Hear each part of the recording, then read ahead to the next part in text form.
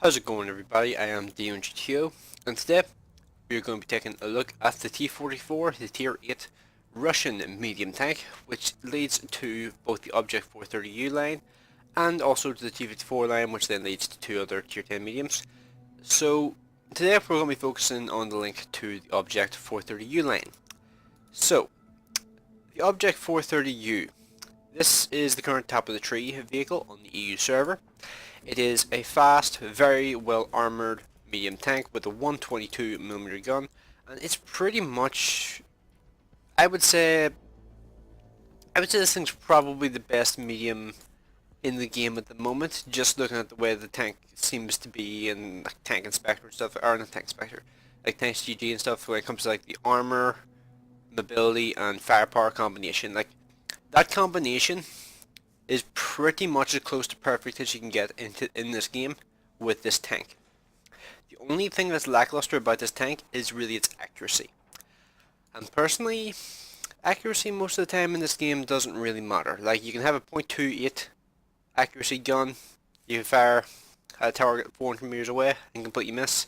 You can do exactly the same thing with a .38 gun accuracy, and personally I just don't think accuracy is the most relevant stat, and this thing has a fast aiming time to make up for the accuracy somewhat. So yeah, I think this thing is honestly, in comparison to other tier 10s, let's say like tier 10s are scaled, like if there's a scale, like 1 is a tier 1 and 10 is a tier 10. This thing is like a tier 10 and a half. It's a little bit too good. It's got an incredibly powerful up front plate. The only real weakness on the front of this vehicle is really its little front plate.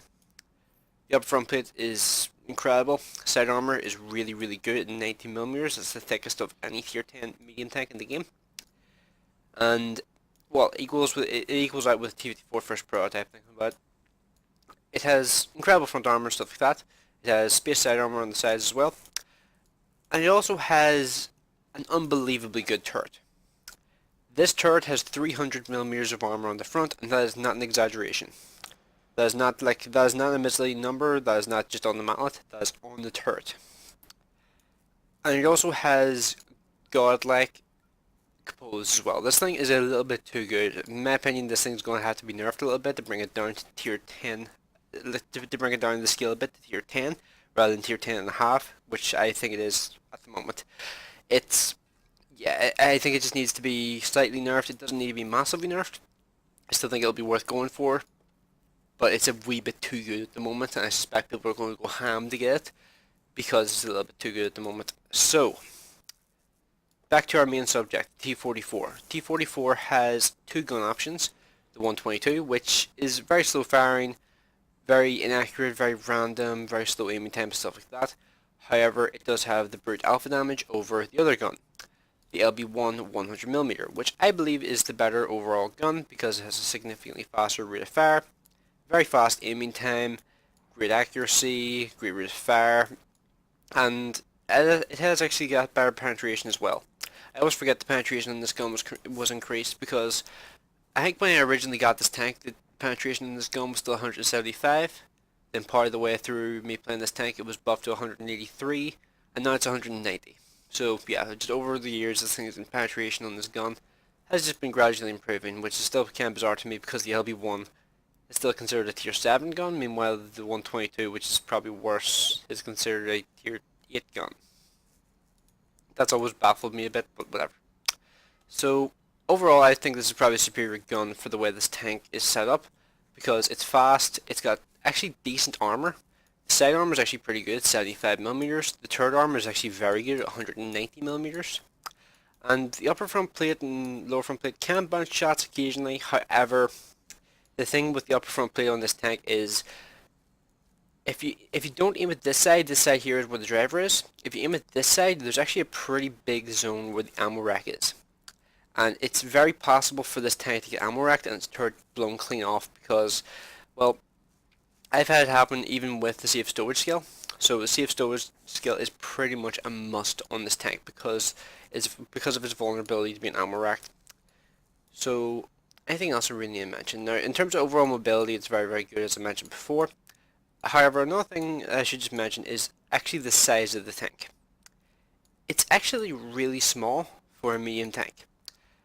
I mean, let's look at it in comparison to, let me think of like a reasonably sized medium tank. Let's go for the Pershing. See the size difference there? Watch. Did you see how much of a size difference there is? And the thing is, the Pershing doesn't feel that big in comparison to some of the other tier 8 mediums. Like as an example, the Panther II. Look at how big this tank is. I'm going to put the top turret on because it's a wee bit smaller. But look at the size difference between this and T-44. Yeah. And this thing here has pretty much the same side armor. Actually, wait. I think this thing may actually have better side armor than the Panther 88 or no Panther 2. From memory, I'm trying to remember. It does, yeah. T-44 is not only the smaller target, it's also better armored than the Panther 2 because, you know, Russia. So, not too much else I really had to mention in the garage, but I'm going to be starting off here. I'm going to play 2 games in this tank, one with 122 and one with 100mm. I currently have a gun lane drive installed on the vehicle, so I'm going to do it with the 122 first. So, the reason why I'm using the 122 is because I want to kind of give people an idea of what this gun is like. Because I have seen some people try to use this gun, but it's a difficult gun to really utilize fully because it's very inaccurate. It's got a very slow aiming time and a slow rate of fire. This gun relies more on like pretty close range engagements, which is annoying because you kind of want to stay at range because you don't want to take damage. It's a really tricky playstyle to use this tank with this gun.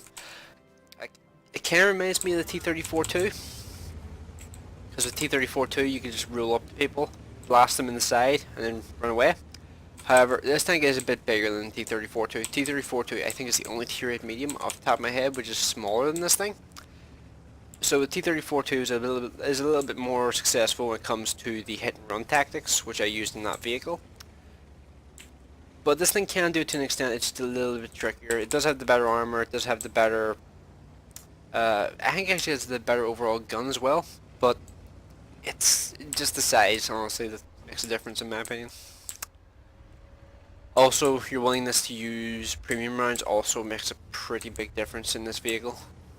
If you're willing to just spam premium rounds everywhere, this gun can be pretty devastating. But if you're not looking to do that there, it can be tricky to really get the full usage out of it. Oh no, just 704 and the enemy team killed himself somehow. I always wonder how shit like that happens. Like, can I see his corpse anywhere? No, I think it has to be spotted first before I can see that. I was looking for like the name of the object 704 somewhere. I'm expecting this Scorpion to be around this corner, that's the issue here. I don't particularly want to take a hit from Scorpion.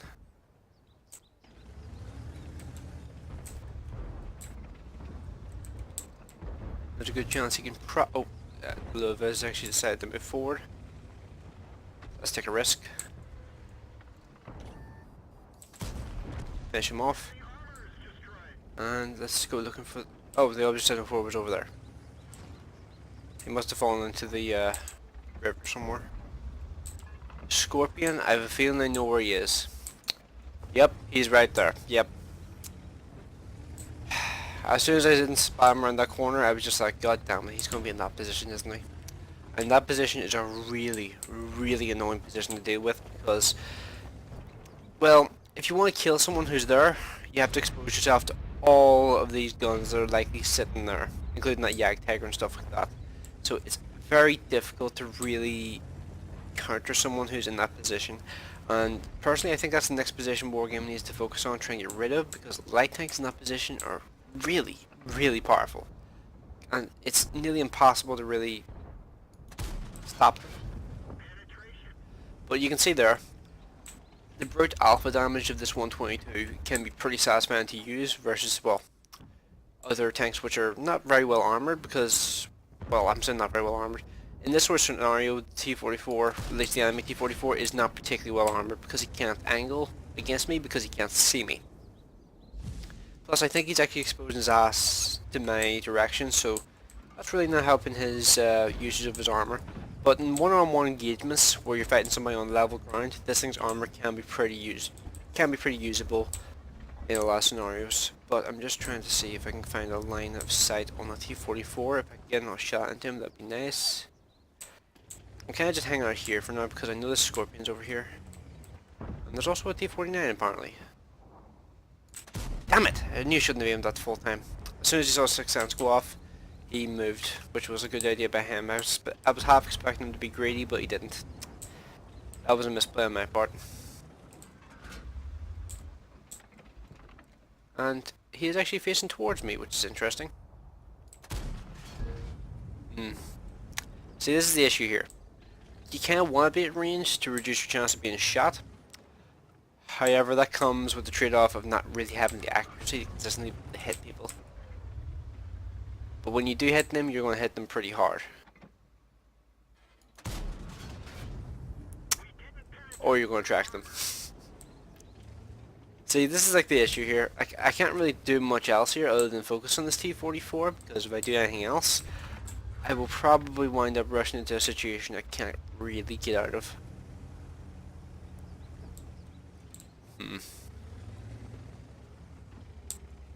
Also, a pretty significant difference I have to point out between this gun and the Chinese gun, or the Chinese equivalent of this gun. This thing uses APCR rounds as premium instead of heat. And that's a pretty significant thing to be aware of, because the heat rounds are not going to lose any penetration over range. So if you're in a tier 10 game, you can sit and spam heat rounds all day every day and potentially do some decent damage to higher tiered vehicles. Meanwhile, with these APCR rounds, you do need to be within a certain distance for them to really be effective. Wow, that was lucky. I was half expecting to get like just annihilated crew-wise by that guy, but I got pretty lucky there. And let's just see, can I get another shot in this T-44? That would be nice. Yeah, snapshot. See, this is why this gun can be kind of infuriating. I feel like if I had the 100mm, I would have done significantly more damage in this game. But yeah, shots like that, pretty hard to ignore, and it's pretty funny when you do get like damage amounts like that. And wow, that guy got ammo wrecked. So yeah, like shots like that are pretty awesome, but they're the minority. They're really not going to happen too often. Oops, and this Jagdtiger, where's he facing? He's not facing this way. Do I YOLO? Yes, I will. Well, that's annoying. Jagdtiger, okay, shot into me. No, he didn't. And Carnarvon's probably... Oh, wow, that was unexpected. Huh. I was going to guess AFK because he hasn't been spotted, but no, he's right here. Interesting choice considering, well, this tank's actually pretty decently armoured now. But one thing I actually forgot to draw attention to. The actual amount of ammo that this tank carries. It carries 26 rounds. Now that sounds pretty decent. However, because of the inaccuracy of the gun, it can be tricky to really get like high damage games, and because of the inaccuracy, you're going to be missing a lot of shots unless you're able to get into a really good location where you're able to just trade shot for shots and try and avoid taking damage and stuff like that. But it can be really tricky, as I said, to do that consistently. But even with the 122, I did manage a pretty okay result of about 800 XP. So let's just quickly set this thing up as if I'm using the 100mm. But yeah, you even saw there, even with the gun lane drive, the aiming time on that gun was still pretty shocking. Now, I took off the gun lane drive for the 100mm because I want to show you the additional like versatility you get with using the 120 or with using the 100mm, because when you're using this gun, you're able to use your mobility better because you're able to actually fire off more shots. You're able to kill multiple targets when you rush into a location if they're on low health. Meanwhile, with 122, if you rush in, you're going to get one shot off and it's likely that you'll probably die. But with the 100mm, you have the rate of fire to get yourself out of jams from time to time. With the 122, you just can't do that really. So let's take a look at what my team is going to do here, because I am going to head over to the west but it really depends on like who else actually comes over to the west. Now, personally, if I was at T10, I would not be heading to the town. The reason why? Because they have an E75, we have an MX5120 and a T10. They have the E75 and a T10. They have a top tier all loader. We also have a top tier all loader technically, but that's the difference between a tier 9 heavy tank all loader and a tier 9 light tank all loader. That's a pretty significant difference in firepower, especially since both of them have the same shell count, in terms of like magazine size, of 4 shots in the magazine. But, well, the MX5120 does 400 alpha per shot, meanwhile the 1390 does 240. Pretty significant difference in firepower, although I think 1390 has some pretty decent penetration on its gun as well. But I'm going to take a little bit of a risk here and try and just use the mobility of this tank a little bit. Got the guy poke out and get himself damaged a bit, so that was nice. And because he was moving forward, I do have the feeling that he is not alone on this flank. Scorpion G and Yag Tiger, or not Yag Tiger, Yag Panther 2 are likely here along with the Object 704, although 704 is more of a 50-50 if I'm honest. Oh, there he is, yep. There he is. Hopefully he gets lit up now. This T-44 behind me is a little worrying, but I don't think he's going to commit to like rushing forward and trying to do damage to me, because I think he would wind up getting himself killed very, very quickly if he was to do that. And 704 has been spotted again, and wow, he really did that. That's an interesting choice by him. It was a little too slow on the reaction times there, but this is actually one of my main this was always one of my main go-to playstyles for the T-44. Back when I was originally playing this thing, we had less armor and stuff like that, the gun handling wasn't as good. This playstyle was my ultimate playstyle. This was pretty much like my way of like making use of the advantages of this machine, which weren't in relation to the gun, because the gun at that point in time, when I was originally playing it, was pretty terrible. But these days, it has a good gun, and it can also make use of its mobility to play a scouting role while not being a light tank.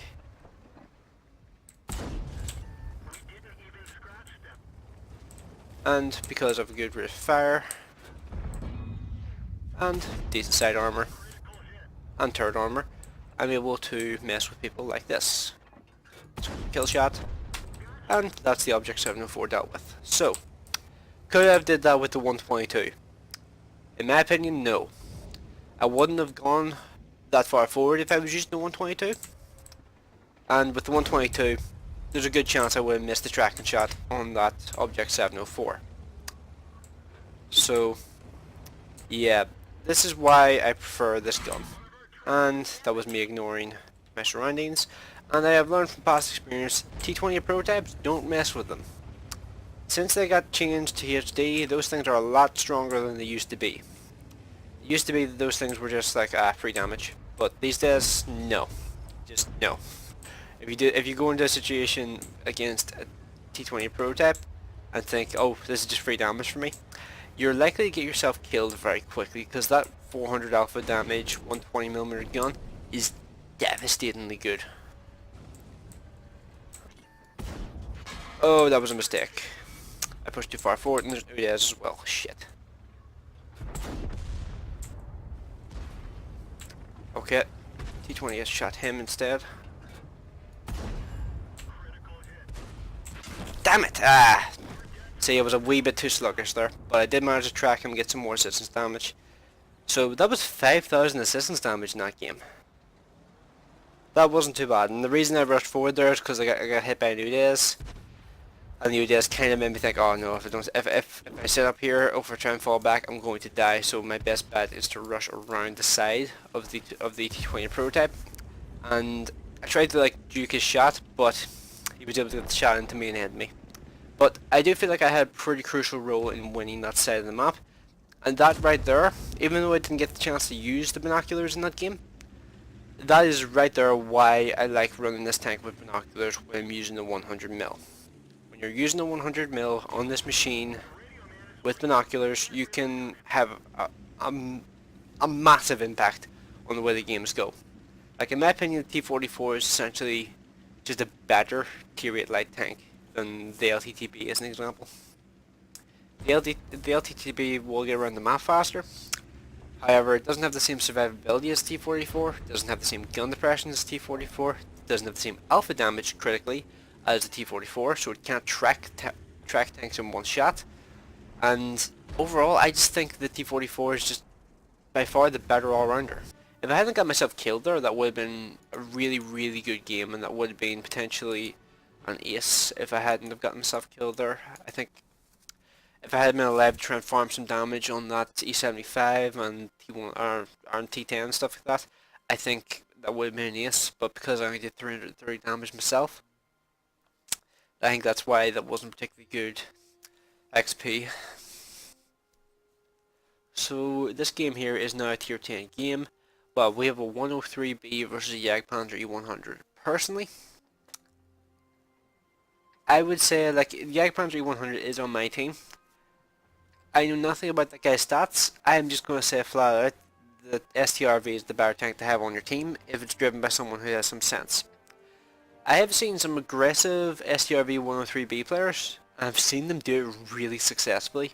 Because that thing there I think can do 8 kilometers an hour in siege mode in comparison to the UDES 03's 5 kilometers an hour, so it's actually significantly more viable to go assault mode with that vehicle, plus it actually has armor to survive when it's in an engagement to really close range. However, you do need to have allies to do that. If you don't have allies around you to do that, you will probably get rushed, you will get outflanked, and you will die very quickly because, well, you won't be able to point your gun at them to do any damage to them. So, we have M46, another M46 there in a platoon. Okay, that could be good news. T-30s in the background. T-85 did not go steady. That's a little concerning. I would have personally preferred it if T-85 had gone steady, because there's a good chance now that he may not, he could potentially have no impact on this game whatsoever. Because with T-85, something I do know about T-85 from brief times playing it, and wow, T-82 just one shot Scorpion G. Wow, that's pretty insane. I wonder if that was a blind shot. I didn't even seem to get spotted on the map. But yeah, the T-85, one thing I do know from driving things like the Tortoise is you need to move around the map. If you don't move around the map, if you choose to sit in base, there's a very high chance of you doing nothing in a particular match. So I hit him, I tracked him, but he was able to go over the ridge anyway because of momentum. It's annoying. If I got tracked him out in the open there, somebody could have managed to get some serious damage on that guy. So this is where I'm always a bit iffy when it comes to attacking here. I'm really not sure what the best position is to use here, because there are some good positions over there, like over here, where you can go into the low ground, but you get shot the shit from the people in the town, on the road to the town.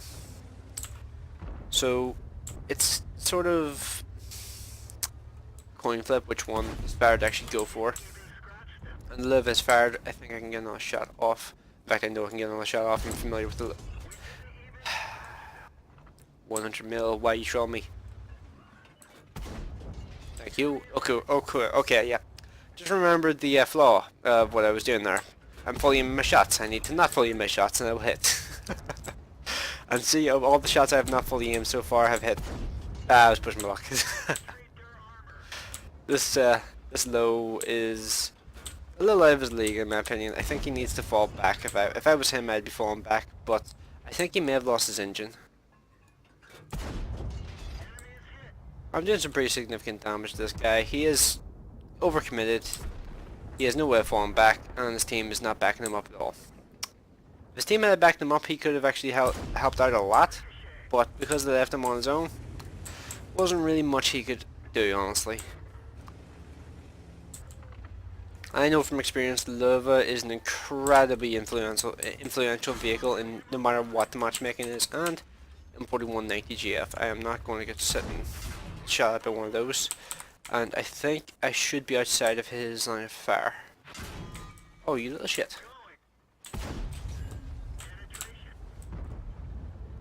Oh yeah, this target would be back up. firing all shots in his general direction. So, 1200 damage at this point. Let's move forward. I feel like trying to get the M41 removed from the game is probably the primary thing we need to go for at the moment, because if we can get him out of the game... Oh, AFK at T-49. Yeah, get free shot damage. One thing about this though is that T-49 is spotting, which means I can't really move around the map as freely as I would like with him being alive, so hopefully he's dead soon. Okay, cool. Was farming somebody who was AFK, but it was pretty crucial to have him removed. And you can have so much more confidence whenever you're firing with this gun in comparison to 122. Once you get used to it, this gun's pretty freaking amazing. And this guy should be dead. Yep, and M46 did his job. Sweet. So this M46 platoon is proved to be pretty good so far. They're covering for each other. The one with the higher health is moving forward. So this is looking good so far. And maybe my... oh, never mind. I was about to say maybe my binoculars will come in handy here, but never mind. The WZ-111 thing. Spot. I can't want to sit here for now a second and try and spot. Nope. Fall back, fall back, fall back. Whoa, there it was there. I was waiting for that. I wasn't sure when it was going to come, but I knew it was going to come. I think capping might be the better bet here, if I'm 100% honest with you, because if you look at the map, T30 is kind of on its own in the base. So sorry about this weird cut here, because I was talking to someone who came into the room and they didn't realise for about 20 seconds that I was recording, and it was only when they realised that I was recording that they actually left. So yeah, sorry about that. I have to quickly cut that out. So commentary will resume in a few seconds.